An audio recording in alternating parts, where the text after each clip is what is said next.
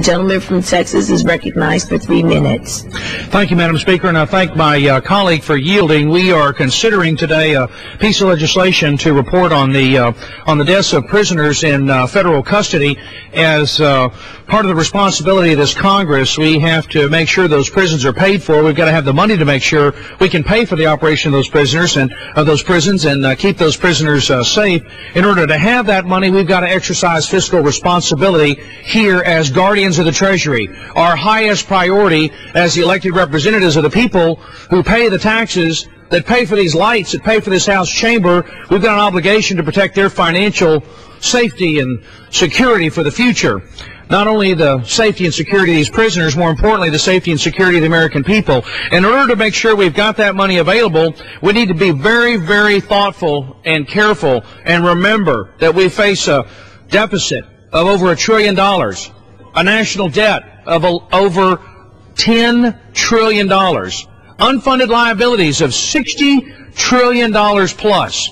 The comptroller tells us if you were to sell off every asset in America, that proceeds might generate $62 trillion. So we've reached a point as a nation, Madam Speaker, where our national assets, all the private property owned by every one of us, sell the real estate, sell all your possessions, might generate $62 trillion.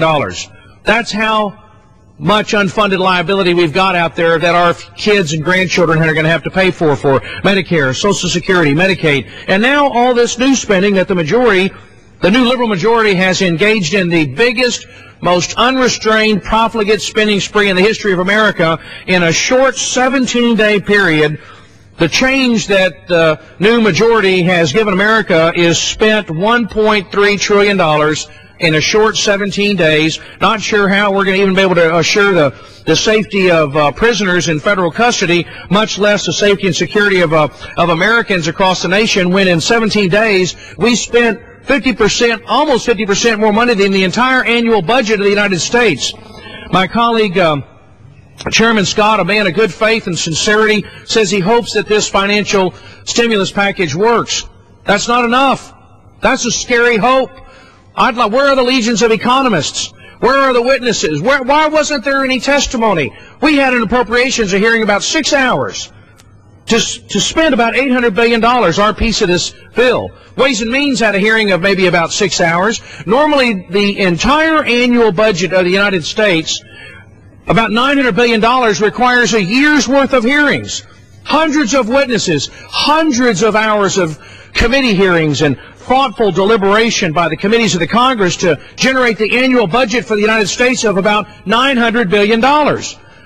Yet this new liberal majority, this utterly unrestrained liberal majority in Congress, has managed to spend in a short 17-day period $1.3 trillion of borrowed money. Again, it's like me paying off my mortgage with my MasterCard. It makes no sense. May I have an additional minute?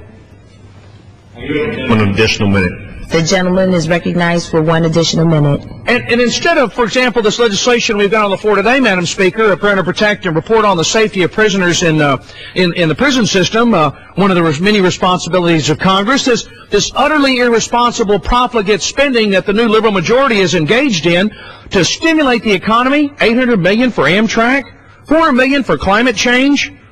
What is this? We're going to have $200 million for AmeriCorps. $3 billion for prevention and wellness programs, including sexually transmitted diseases. $4.2 billion for neighborhood stabilization activities. Well, what is that? What does that have to do with protecting the financial safety and security of the American people? We're spending money, not me as a fiscal conservative. By the way, Mr. Scott, I voted against most of those big spending programs that were pushed over the last 8 years. I've done my best as a fiscal conservative, voted against the Medicare prescription drug, voted against the farm bills, voted against No Child Left Behind, voted against as much of these new big authorization spending programs as I can, because I'm trying to think about what obligation I'm passing on to my daughter and future generations. Madam Speaker, the best way to protect the safety of prisoners in prisons and the safety of the American people is for this Congress to cut spending and cut taxes and quit spending money we don't have.